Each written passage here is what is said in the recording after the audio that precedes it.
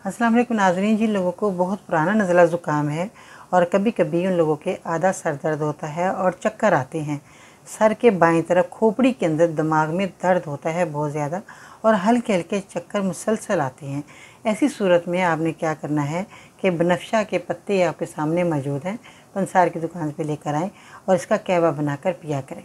इसके बाद आपने क्या करना है कि बादाम और आपने सफ़ेद मिर्च, जो कि भूरी मिर्च भी कहते हैं इसको, और इस्तखद्दूस, इन चीज़ों का आपने इस्तेमाल करना है। किस तरीके के?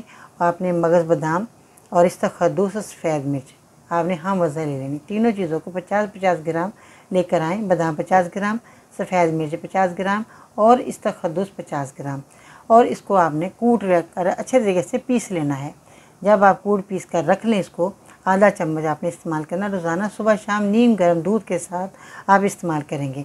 परहेज़ आपने थोड़ा सा ये करना है कि ठंडी और बादी चीज़ों से मुकम्मल परहेज़ करना है और आपने कब्ज़ नहीं होने देना।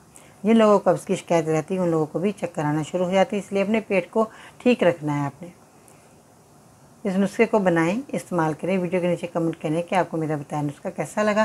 दूसरे लोगों को मेरी वीडियो शेयर करें और मेरे चैनल को सब्सक्राइब करें अगर आप मेरे चैनल पर नए हैं, और वीडियो को ज़रूर लाइक करें। आपका एक लाइक हमारी खुशी का बायस बनता है।